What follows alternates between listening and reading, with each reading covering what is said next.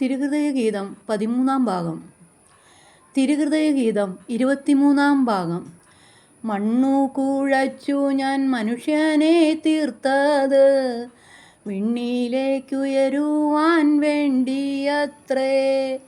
പാപം വിതയ്ക്കും പിശാചിനെ സേവിച്ച് ശാപാഗ്നിയിങ്കൽ പതിച്ചിടാതെ പാപപരിഹാര ബലിയായ മാമാക പാദം നമിക്കാനും നന്മ ചെയ്ത് പരലോക നിർവൃതി നേടാനും വാനവ പരകോടി മാലാക വൃന്ദമൊത്ത് പാടാനും മധു നൃത്തമാടാനുമാണെന്ന പരമാർത്ഥമാരും മറന്നിടല്ലേ.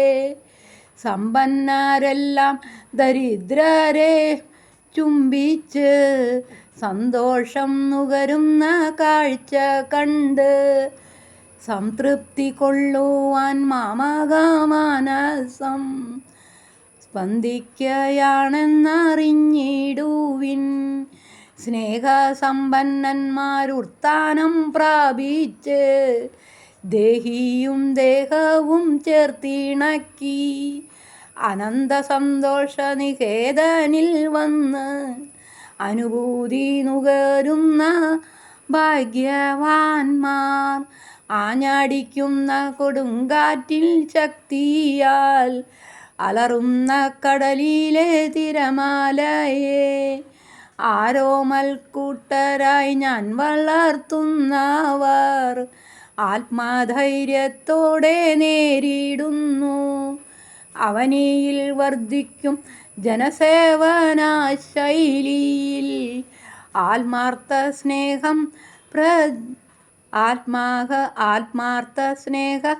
പ്രചോദനത്താൽ സഹനവും താപസ ജീവിതരതിയും സംയോജിച്ചുള്ള സേവനങ്ങൾ. മഞ്ഞിലെമ്പാടും ചെറു പറുദീസ മിന്നിത്തിളങ്ങുവാൻ വഴിയൊരുക്കും. സ്വാർത്ഥത സടനീട്ടി പാവം മനുഷ്യരെ സ്വാധീന വലയിലാക്കിടുന്ന സാമ്പത്തിക ക്ഷേമമാകാതെ ക്രൂരരായി സർവവും ചൂഷണം ചെയ്തിടുന്നു. ദുഷ്ടരെല്ലാവരും ദൈവത്തിൻ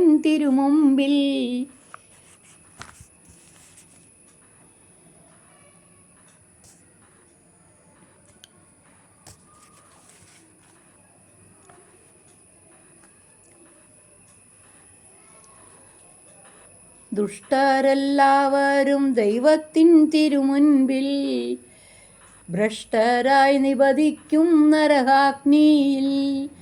അവരുടെ നവരത്ന സിംഹാസനങ്ങളെ അടിയോടെ തട്ടി തകർത്തിടും ഞാൻ. അവരുടെ കോട്ടകൾ കൊത്തളങ്ങൾ ദൃഢം. അമരുന്നു ചരക്കുംഭാരമായി. നീതിയാൽ ആനന്ദം കണ്ടെത്തുവോരെല്ലാം പ്രീതിയേറ്റുന്നയൻ മനസത്തിൽ. ഖ്യാതിയും ഭൗതിക നേട്ടങ്ങളെല്ലാതും വ്യാധിയായി മാറുന്ന മൃതി പൂണ്ടിടാൻ യുവധീരനവ വധുവരൻരാകെ പെട്ടെന്ന് ഭുവനം കൈവേടിയുന്നു ഇടിമിന്നലി. യുവധീരനവവധൂവരന്മാരാകെ പെട്ടെന്ന് ഭുവനം കൈവേടിയും നീടിമിന്നലിൽ. അവരുടെ സുന്ദര തുമുഖം പെട്ടെന്ന് അമരുന്നു ചാരമായി മന്നിടത്തിൽ. രാവിലെ വയലിലെ പുല്ലുകൾ പൂക്കുന്നു. രാത്രിയിലവയെല്ലാം വാടിയിടുന്നു. മൽമുഖകാന്തി നുകർന്നിടുവാനെന്നും മറത്തടിച്ചു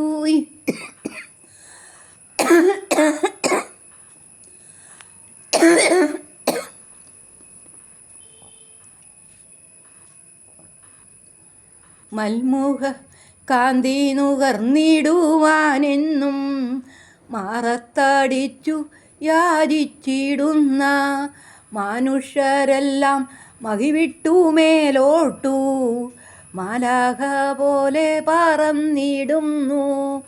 ഭൗതിക ജീവിത ഗ്രസ്വത കൊട്ടുമേ ഭംഗം വരുത്തുക സാധ്യമല്ല.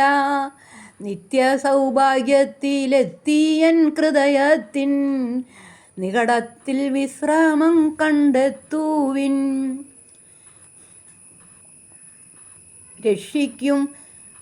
രക്ഷിക്കും ഞാൻ എൻ്റെ മക്കളെ ഭീകര രാക്ഷസപ്പടയുടെ പിടിയിൽ നിന്ന്. അണലികളോടിടുമലറുന്ന സിംഹങ്ങൾ അകലേക്ക്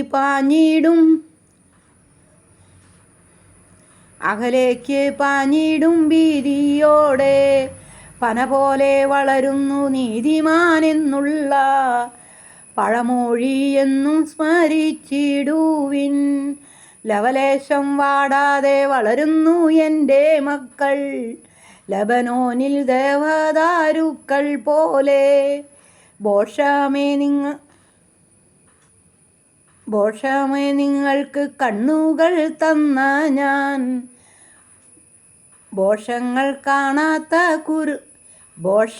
ബോഷമേ നിങ്ങൾക്ക് കണ്ണുകൾ തന്ന ഞാൻ ദോഷങ്ങൾ കാണാത്ത കുരുടനല്ല.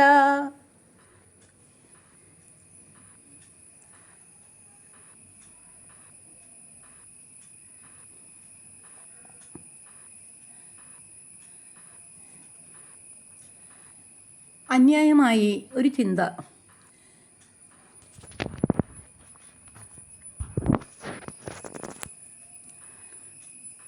അന്യായമായി ആളുകളെ തടങ്കലിൽ പാർപ്പിച്ചിരുന്ന കൂട്ടത്തിൽ ഒരു ഇരുമ്പ് പണിക്കാരനും ഉണ്ടായിരുന്നു.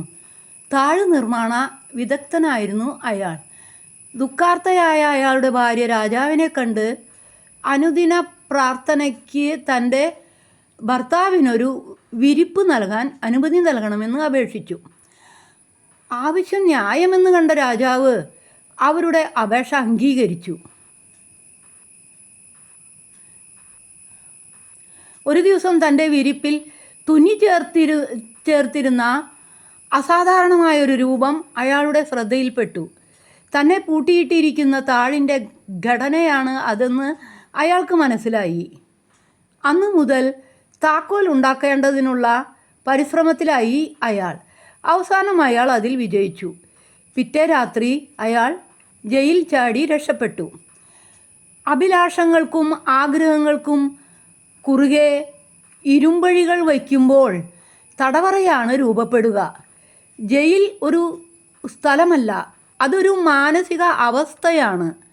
കുറ്റവാളികൾ മാത്രമല്ല തടവറയിലെ അന്തേവാസികൾ, പാറാവുകാരും തടവിലാണ്. കാലാവധി കഴിഞ്ഞ് വിട്ടയക്കപ്പെടുന്ന കുറ്റക്കാരനാണോ അതോ ആജീവാനന്തം അവിടെ ആയിരിക്കുന്ന കാവൽക്കാരനാണോ യഥാർത്ഥത്തിൽ ജീവപര്യന്തം അനുഭവിക്കുന്നത്?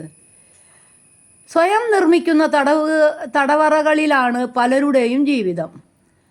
കൊട്ടിയടയ്ക്കപ്പെട്ട വാതിലുകളുടെ പിന്നിലിരുന്ന് ആരും കാണാതെ കരഞ്ഞു തീർക്കേണ്ടതല്ല ഈ ജീവിതം. മറിച്ച് പുറത്തെ സൂര്യോദയം കാണാനാകണം. അതിന് അവരവരുടെ ഉള്ളിലൊരു സൂര്യൻ ഉദിക്കണം. പ്രതിവിധികളില്ലാത്ത ഒരു പ്രതിസന്ധിയും ഈ ഉലകിൽ ഇല്ല.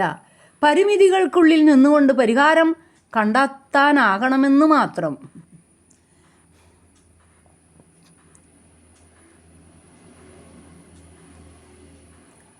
കൈവള ചാർത്തിയ കന്നി നിലാവിനു കോടി കൊടുത്തൊരു രാത്രിയിലന്നൊരിലഞ്ഞി മരത്തണലത്തു കടന്നൊരു പാടുകടങ്കഥ ചൊല്ലിയ നമ്മുടെ കൊച്ചു പിണക്കവും എത്ര ഇണക്കവും ഇന്നലെ എന്നതുപോലെ മനസ്സിൽ തെളിയുന്നു.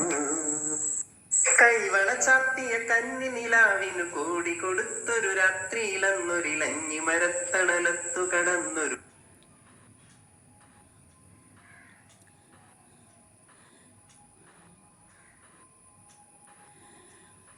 ഒരു ചിന്ത. സിംഹത്തിൻ്റെ സിംഹത്തിൻ്റെ സദ്യയ്ക്ക് മരത്തവള തൻ്റെ മകനെയാണ് വിട്ടത്. പക്ഷേ ചെരുപ്പണിയിക്കാൻ മറന്നു. വലിയ ഓട്ടക്കാരനും സുഹൃത്തുമായ മുയലിൻ്റെ കയ്യിൽ ചെരുപ്പ് കൊടുത്തിട്ട് തൻ്റെ മകനെ വേഗം കണ്ടുപിടിച്ച് അവ കൊടുക്കണമെന്ന് മരത്തവള പറഞ്ഞു. മുയൽ ചോദിച്ചു, തൻ്റെ കുഞ്ഞിനെ ഞാനെങ്ങനെ തിരിച്ചറിയും?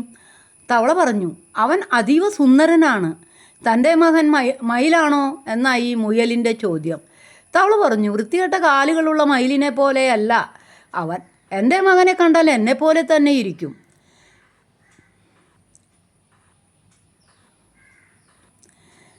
തൻ്റേതെല്ലാം വിശിഷ്ടവും അപരൻ്റേതെല്ലാം വിരൂപവും എന്ന പൊതുബോധത്തിനടിമകളാണ് മിക്കവരും. അത് വസ്തുവായാലും വ്യക്തിത്വമായാലും.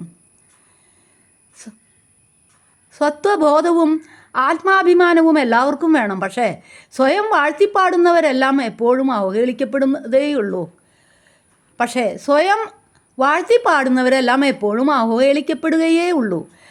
അവരുടെ പിഴവിനു വേണ്ടി മറ്റുള്ളവർ കാത്തിരിക്കും. സ്വന്തം സവിശേഷതകൾ വർണ്ണിക്കുന്നതിനിടയിൽ ന്യൂനതകളെ ശ്രദ്ധിക്കാനും നവീകരിക്കാനും അവർ മറക്കും. തൻ്റെ മേന്മകൾ എല്ലാവർക്കും വേണമെന്ന് അവർ ശാഠ്യം പിടിക്കും. വ്യത്യസ്തമായ രൂപഭാവങ്ങളും ശൈലികളുമുള്ളവരെ അവർ അപഹസിക്കും. വീമ്പളക്കുന്നവർ മനസ്സിലാക്കേണ്ട ചില കാര്യങ്ങളുണ്ട്. സ്വന്തം നേട്ടങ്ങളെ വലുതായി കാണാനാണ് എല്ലാവർക്കും ഇഷ്ടം. അപരൻ്റെ പ്രശസ്തി പത്രം വായിച്ചു കേൾക്കാൻ ഒരാൾക്കും താല്പര്യമുണ്ടാകില്ല. സ്വന്തം സവിശേഷതകളെക്കുറിച്ച് പറയുകയല്ല വേണ്ടത്. പ്രകൃതത്തിലൂടെയും പ്രവൃത്തിയിലൂടെയും അവ വെളിവാകും. നല്ല ചിന്ത.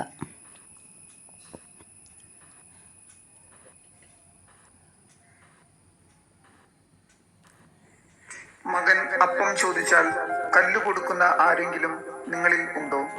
അഥവാ മീൻ ചോദിച്ചാൽ പാമ്പിനെ കൊടുക്കുമോ? മക്കൾക്ക് നല്ല വസ്തുക്കൾ കൊടുക്കണമെന്ന് ദുഷ്ടരായ നിങ്ങൾ അറിയുന്നുവെങ്കിൽ നിങ്ങളുടെ സ്വർഗ്ഗസ്ഥനായ പിതാവ് തന്നോട് ചോദിക്കുന്നവർക്ക് എത്രയോ കൂടുതൽ നന്മകൾ നൽകും. മറ്റുള്ളവർ നിങ്ങൾക്ക് ചെയ്തു തരണമെന്ന് നിങ്ങൾ ആഗ്രഹിക്കുന്നതെല്ലാം നിങ്ങൾ അവർക്ക് ചെയ്യുവിൻ. ഇതാണ് നിയമവും പ്രവാചകന്മാരും.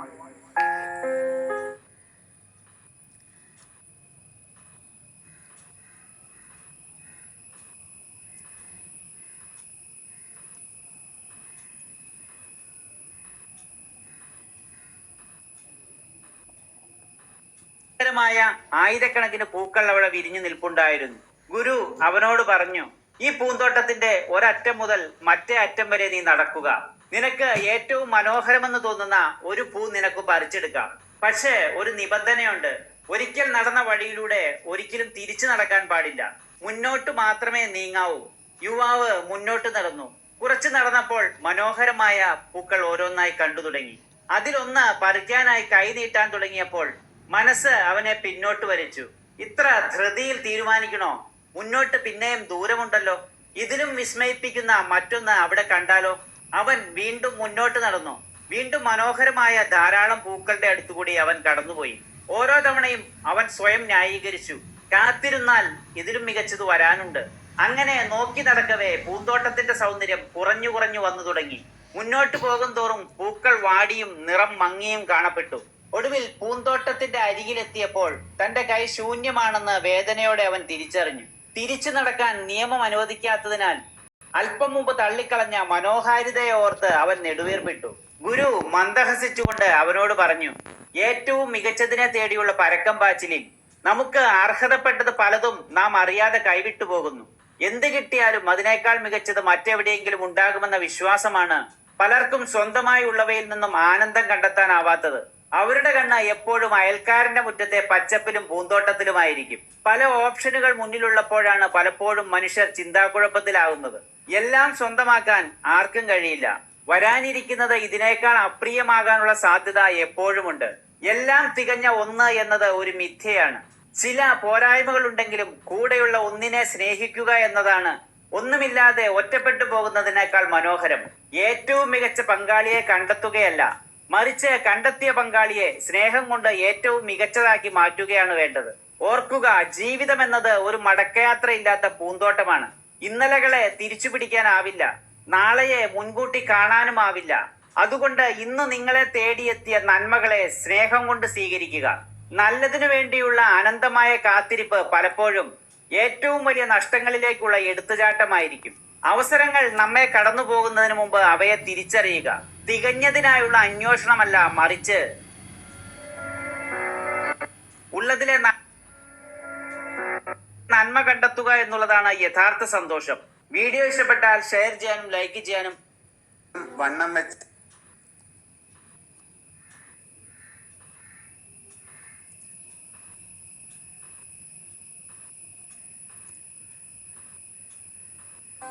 കുരിശുമരമേ കുരിശുമരമേ മഹിമയാർന്ന വെറും മരമേ ജീവനാഥനെ ഏത്ത നിമിഷം ജീവദായകമാ മരമായി രക്ഷതൻ വഴിയായി കുരിശുമരമേ കുരിശുമരമേ മഹിമയാർന്ന വെറും മരമേ ജീവനാഥനെ ഏത്ത നിമിഷം ജീവദായകമാ മരമായി രക്ഷതൻ വഴിയായി